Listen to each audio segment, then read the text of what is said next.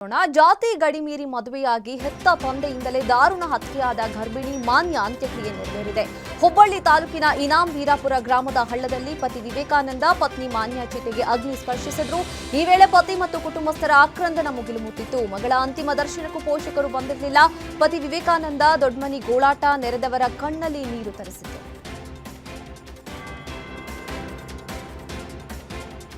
ಪಾರಿವಾಳ ನೋಡಿ ಹಿಡಿಯಲು ಹೋದ ಮಗು ಮಹಡಿ ಮೇಲಿಂದ ಜಾರಿ ಬಿದ್ದಿರುವ ಆಘಾತಕಾರಿ ಘಟನೆ ಕೊಪ್ಪಳದ ಹಮಲಾರ ಕಾಲೋನಿಯಲ್ಲಿ ನಡೆದಿದೆ. ಮಹಡಿಯಿಂದ 6 ವರ್ಷದ ಬಾಲಕ ಮೊಹಮ್ಮದ್ ಹ್ಯಾರಿಸ್ ಬೀಳುವ ದೃಶ್ಯ ಸಿಸಿಟಿವಿಯಲ್ಲಿ ಸೆರೆಯಾಗಿದ್ದು ಎದೆ ಝಲ್ಲೆನಿಸುವಂತಿದೆ. ಮಗು ತಲೆಗೆ ಗಂಭೀರ ಗಾಯವಾಗಿದ್ದು ಪ್ರಾಣಾಪಾಯದಿಂದ ಪಾರಾಗಿದ್ದಾನೆ.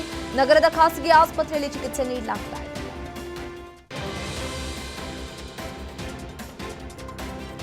ಅನೈತಿಕ ಸಂಬಂಧ ಬೇಡ ಅಂತ ಯುವಕನ ಮೇಲೆ ಮಹಿಳೆಯೊಬ್ಬಳು ಗ್ಯಾಂಗ್ ಕಟ್ಟಿಕೊಂಡು ಬಂದು ಸಿನಿಮೀಯ ರೀತಿಯಲ್ಲಿ ಹಲ್ಲೆ ನಡೆಸಿದ್ದಾಳೆ.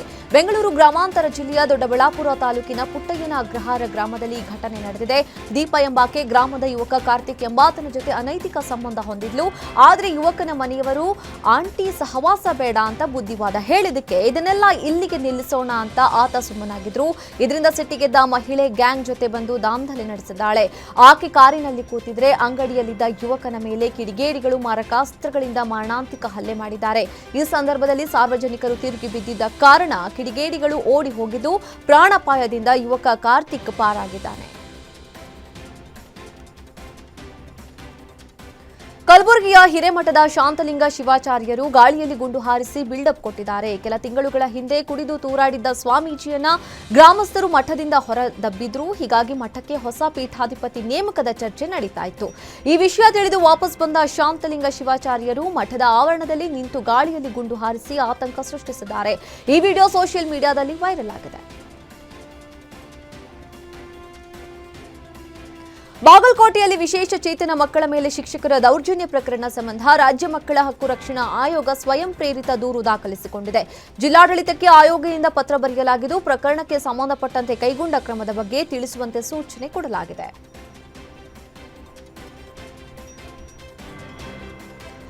ಜಮೀನು ವಿವಾದದಿಂದ ಮನನೊಂದ ಮಹಿಳೆ ಆತ್ಮಹತ್ಯೆಗೆ ಯತ್ನಿಸಿದ ಘಟನೆ ನೆಲಮಂಗಲ ತಾಲೂಕಿನ ಮೆಳೆಕತ್ತಿಗನೂರು ಗ್ರಾಮದಲ್ಲಿ ನಡೆದಿದೆ. 30 ವರ್ಷದ ರಾಜಮ್ಮ ಕೀಟನಾಶಕ ಸೇವಿಸಿ ಆತ್ಮಹತ್ಯೆಗೆ ಯತ್ನಿಸಿದ್ದು ಆಸ್ಪತ್ರೆಗೆ ದಾಖಲಿಸಿ ಚಿಕಿತ್ಸೆ ಕೊಡಿಸಲಾಗ್ತಾ ಇದೆ. ಮಹಿಮಾಪುರ ಗ್ರಾಮದ 1 ಎಕರೆ 36 ಗುಂಟೆ ಜಮೀನಿನ ಮಾಲೀಕತ್ವಕ್ಕೆ ಸಂಬಂಧಪಟ್ಟಂತೆ ಕಳೆದ 4 ವರ್ಷಗಳಿಂದ 2 ಗುಂಪುಗಳ ನಡುವೆ ಗಲಾಟೆಯಾಗುತ್ತಲೇ ಇದೆ. ಜಮೀನಿನಲ್ಲಿ ಕೇಸ್ ಬಗ್ಗೆ ಫಲಕ ಹಾಕಲು ತೆರಳಿದ್ದ ವೇಳೆ ಮತ್ತೆ ಗಲಾಟೆಯಾಗಿದ್ದು ಪದೇ ಪದೇ ಯೋಗೇಶ್, ನಾಗೇಶ್, ಜಗದೀಶ್ರಿಂದ ತೊಂದರೆ ಆಗ್ತಾ ಇದೆ ಅಂತ ಆತ್ಮಹತ್ಯೆಗೆ ಯತ್ನಿಸಿದ್ದಾರೆ. ಈ ಸಂಬಂಧ ನೆಲಮಂಗಲ ಗ್ರಾಮಾಂತರ ಠಾಣೆಯಲ್ಲಿ ಪ್ರಕರಣ ದಾಖಲಾಗಿದೆ. ಕುರ್ಚಿ ವಿಚಾರಕ್ಕೆ ಮತ್ತೆ ಸಿಎಂ ಸಿದ್ದರಾಮಯ್ಯ ಮೈಸೂರಲ್ಲಿ ಸ್ಪಷ್ಟನೆ ಕೊಟ್ಟಿದ್ದಾರೆ. ಮೈಸೂರಿನಲ್ಲಿ ಮಾತನಾಡಿದ್ದು ನಾನು ಹೈಕಮಾಂಡ್ ಜೊತೆ ಮಾತನಾಡಿದ್ದೇನೆ. ಹೈಕಮಾಂಡ್ ನಾವೇ ತೀರ್ಮಾನ ಮಾಡ್ತೀವಿ ಎಂದಿದೆ. ಅಲ್ಲಿಗೆ ಎಲ್ಲವೂ ಮುಗಿಯಿತು. ಹೈಕಮಾಂಡ್ ತೀರ್ಮಾನ ಹೇಳುತ್ತೆ. ಕುರ್ಚಿ ವಿಚಾರದಲ್ಲಿ ಯಾವ ಕ್ರಾಂತಿಯೂ ಇಲ್ಲ, ಏನೂ ಇಲ್ಲ. ಏನೇ ಇದ್ರೂ ಹೈಕಮಾಂಡ್ ತೀರ್ಮಾನ ಫೈನಲ್ ಅಂತ ಹೇಳಿದ್ದಾರೆ. ದ್ವೇಷ ಭಾಷಣಕ್ಕೆ ಕಡಿವಾಣ ಕಾಯ್ದೆಗೆ ಬಿಜೆಪಿ ವಿರೋಧ ವಿಚಾರಕ್ಕೆ ಸಿಎಂ ಸಿದ್ದರಾಮಯ್ಯ ಮೈಸೂರಿನಲ್ಲಿ ಪ್ರತಿಕ್ರಿಯಿಸಿದ್ದಾರೆ. ಕುಂಬಳಕಾಯಿ ಕಳ್ಳ ಅಂತಂದ್ರೆ ಬಿಜೆಪಿಯವರು ಯಾಕೆ ಹೆಗಲ್ ನೋಡ್ಕೊಳ್ತಾರೆ?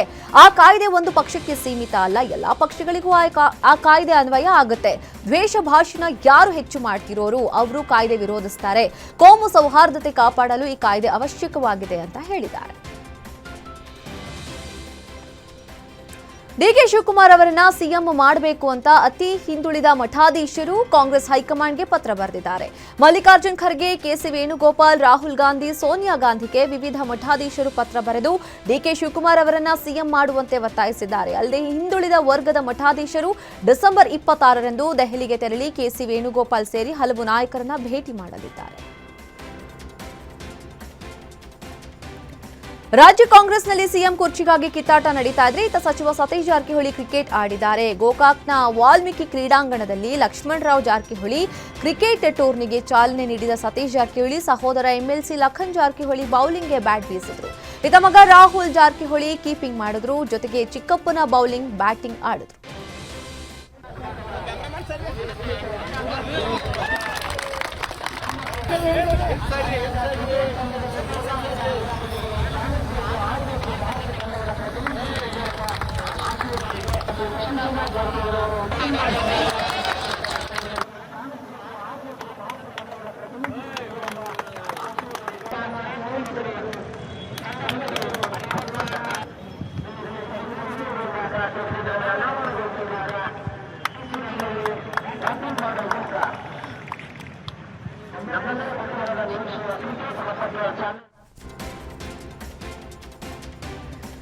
Rowdy sheeter Shivaprakash alias Biklu Shiva ಹತ್ಯೆ ಪ್ರಕರಣದಲ್ಲಿ ಬಿಜೆಪಿ ಶಾಸಕ ಭೈರತಿ ಬಸವರಾಜ್ ವಿರುದ್ಧ ಲುಕೌಟ್ ಕೇಸ್ ಜಾರಿಯಾಗಿದೆ, ನೋಟಿಸ್ ಜಾರಿಯಾಗಿದೆ.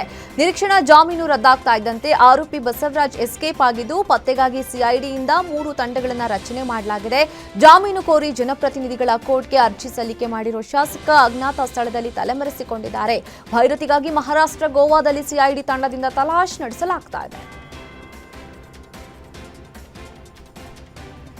ಭಾರತದ ನೌಕಾಪಡೆ ರಹಸ್ಯ ಮಾಹಿತಿ ರವಾನೆ ಮಾಡ್ತಾ ಇದ್ದ ಆರೋಪದಲ್ಲಿ ಉಡುಪಿಯಲ್ಲಿ ಮಲ್ಪೆ ಪೊಲೀಸರು ಮತ್ತೋರ್ವನನ್ನ ಬಂಧಿಸಿದ್ದಾರೆ. ಕೊಚ್ಚಿನ್ ಶಿಪ್ ಯಾರ್ಡ್ನಲ್ಲಿ ಕೆಲಸ ಮಾಡಿಕೊಂಡಿದ್ದ ಗುಜರಾತ್ ಮೂಲದ ಹಿರೇಂದ್ರನನ್ನ ಬಂಧಿಸಿದ್ದಾರೆ. ನವೆಂಬರ್ 21ರಂದು ಉತ್ತರ ಪ್ರದೇಶದ ಇಬ್ಬರ ಬಂಧನವಾಗಿತ್ತು.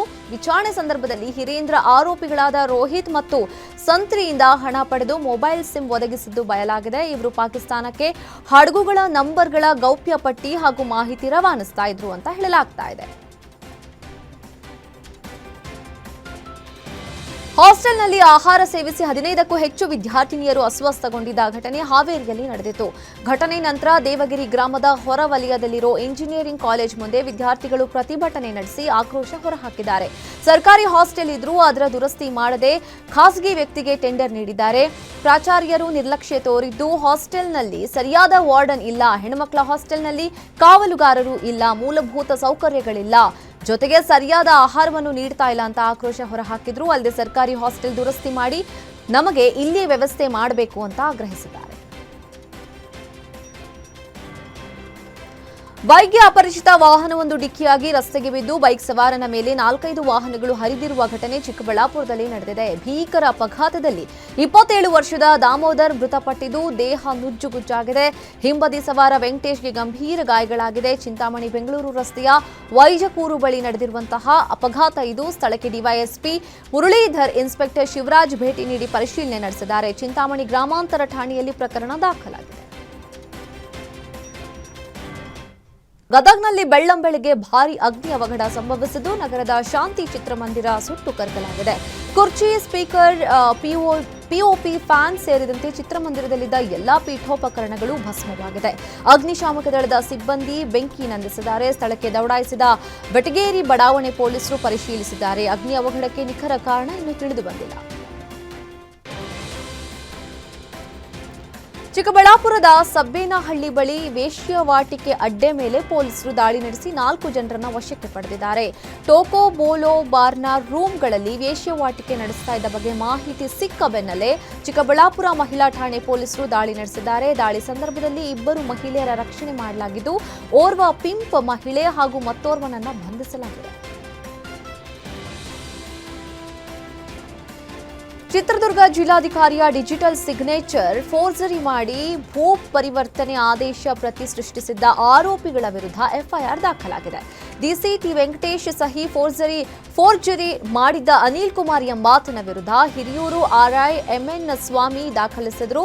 ಪ್ರಕರಣದಲ್ಲಿ ಕೆಳಹಂತದ ಅಧಿಕಾರಿಗಳು ಶಾಮೀಲಾಗಿರುವ ಸಾಧ್ಯತೆ ಇದ್ದು, ಸಮಗ್ರ ತನಿಖೆಗೆ ಜಿಲ್ಲಾಧಿಕಾರಿ ಟಿ ವೆಂಕಟೇಶ್ ಸೂಚನೆ ಕೊಟ್ಟಿದ್ದಾರೆ.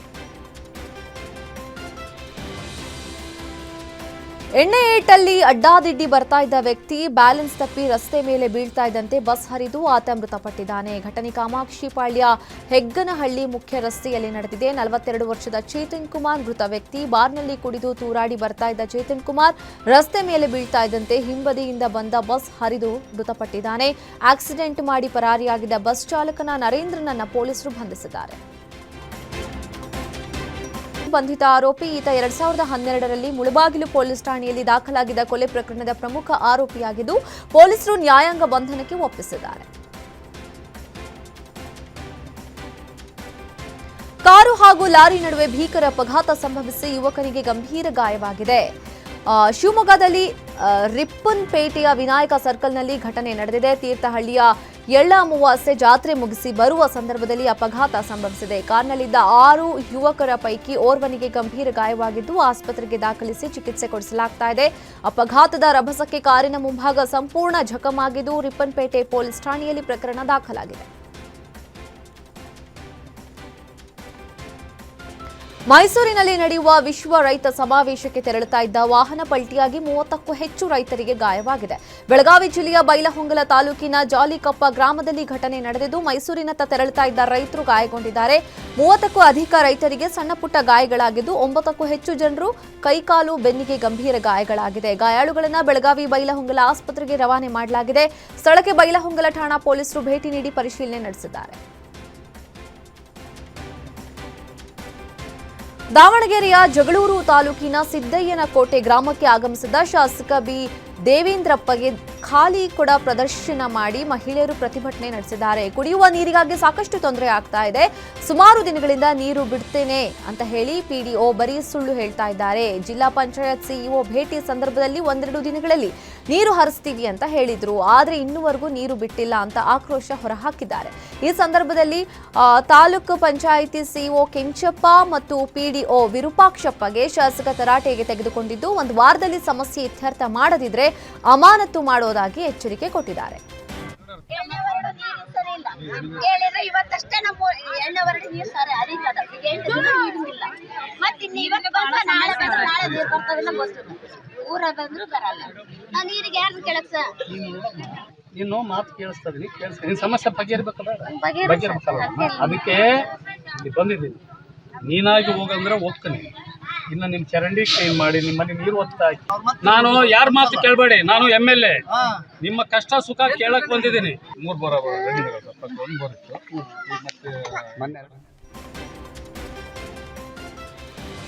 ಬೆಂಗಳೂರು ಉತ್ತರ ತಾಲೂಕಿನ ಅವ್ವೇರಹಳ್ಳಿ ಗ್ರಾಮದ ದೇವಾಲಯಗಳಲ್ಲಿ ಸರಣಿ ಕಳ್ಳತನ ನಡೆದಿದೆ. ಬಸವೇಶ್ವರ ಸ್ವಾಮಿ ಹುಂಡಿಯಿಂದ ಸುಮಾರು 1 ಲಕ್ಷ ರೂಪಾಯಿ, ಮಹೇಶ್ವರಮ್ಮ ದೇವಾಲಯದ ಹುಂಡಿಯಿಂದ 50,000, ಪಟೇಲಮ್ಮ ದೇವಸ್ಥಾನದಲ್ಲಿ 2 ಲಕ್ಷ ರೂಪಾಯಿ ಜೊತೆ ದೇವರ ಮೂರ್ತಿಯಲ್ಲಿದ್ದ ಚಿನ್ನದ ಒಡವೆಯನ್ನು ಕದ್ದು ಖದೀಮರು ಎಸ್ಕೇಪ್ ಆಗಿದ್ದಾರೆ. ಕಳ್ಳರ ಕೃತ್ಯ ಸಿಸಿ ಕ್ಯಾಮೆರಾದಲ್ಲಿ ಸೆರೆಯಾಗಿದ್ದು, ಮಾದನಾಯಕನಹಳ್ಳಿ ಪೊಲೀಸ್ ಠಾಣೆಯಲ್ಲಿ ಪ್ರಕರಣ ದಾಖಲಾಗಿದೆ.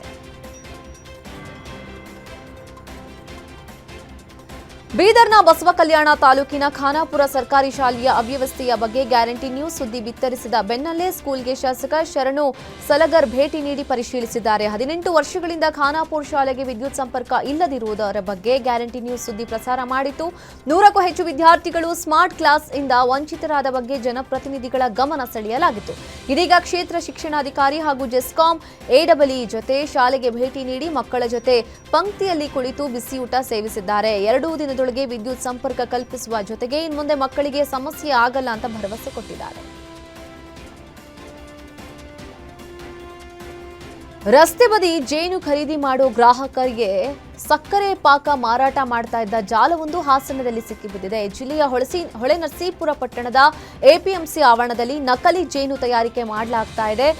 ಅದರ ಬಗ್ಗೆ ಬೆಳಕಿಗೆ ಬಂದಿರುವಂತದ್ದು. ಸಾರ್ವಜನಿಕರ ಮೊಬೈಲ್ನಲ್ಲಿ ಕಲಬೆರಕೆ ದೃಶ್ಯಾವಳಿ ಸೆರೆಯಾಗಿದೆ. ಹೊಳೆನರಸೀಪುರ ನಗರ ಪೊಲೀಸರು ಆರೋಪಿಗಳನ್ನು ಬಂಧಿಸಿ ಜೈಲಿಗಟ್ಟಿದ್ದಾರೆ.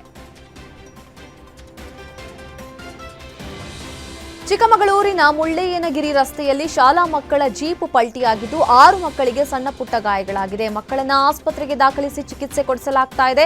ಶಾಲಾ ಸಿಬ್ಬಂದಿ ಕೇರಳದಿಂದ ಬಸ್ ಮಾಡಿಕೊಂಡು ಮಕ್ಕಳನ್ನ ಪ್ರವಾಸಕ್ಕೆ ಕರೆತಂದಿದ್ರು. ಆದರೆ ಮುಳ್ಳಯ್ಯನಗಿರಿಯಲ್ಲಿ ಬಸ್ ಹೋಗೋದಕ್ಕೆ ಜೀಪ್ನಲ್ಲಿ ಮಕ್ಕಳನ್ನ ಕರೆದುಕೊಂಡು ಹೋಗುವಾಗ ಅನಾಹುತ ಸಂಭವಿಸಿದೆ.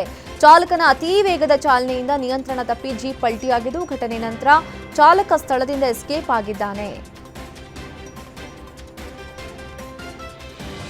ದಕ್ಷಿಣ ಕನ್ನಡ ಜಿಲ್ಲೆಯ ಸುಳ್ಯದ ಕೊಲ್ಲಮೊಗ್ರು ಪ್ರಾಥಮಿಕ ಕೇಂದ್ರದ ಗುತ್ತಿಗೆ ವೈದ್ಯಾಧಿಕಾರಿ 6 ತಿಂಗಳು ಸಂಬಳ ಕೊಡೋದಕ್ಕೆ ರಾಜೀನಾಮೆ ಕೊಟ್ಟಿದ್ದಾರೆ. ಕೊಲ್ಲಮೊಗ್ರು ಪ್ರಾಥಮಿಕ ಆರೋಗ್ಯ ಕೇಂದ್ರದಲ್ಲಿ ಕಳೆದ 2.5 ವರ್ಷದಿಂದ ಕೆಲಸ ಮಾಡ್ತಾ ಇದ್ದ ಡಾಕ್ಟರ್ ಕುಲ್ದೀಪ್ MD ರಾಜೀನಾಮೆ ಕೊಟ್ಟಿದ್ದಾರೆ.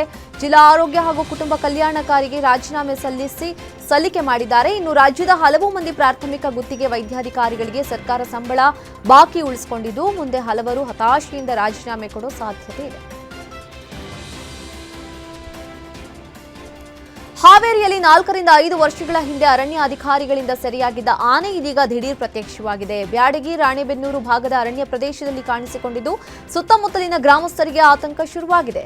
ಕುಸಗೂರ ಗ್ರಾಮದ ಬಳಿ ಪ್ರತ್ಯಕ್ಷವಾಗಿರುವ ಆನೆಯನ್ನ ಸೆರೆ ಹಿಡಿಯಲು ಅರಣ್ಯ ಅಧಿಕಾರಿಗಳು ಹರಸಾಹಸ ಪಡುತ್ತಿದ್ದಾರೆ. ಬೀದರ್ನ ಬಾಲ್ಕಿ ಪಟ್ಟಣದ ಹಿರೇಮಠ ಸಂಸ್ಥಾನದ ಲಿಂಗೈಕ್ಯ ಡಾಕ್ಟರ್ ಚೆನ್ನಬಸವ ಪಟ್ಟದೇವರ 136ನೇ ಜಯಂತ್ಯೋತ್ಸವವನ್ನು ಅರ್ಥಪೂರ್ಣವಾಗಿ ಆಚರಿಸಲಾಯಿತು.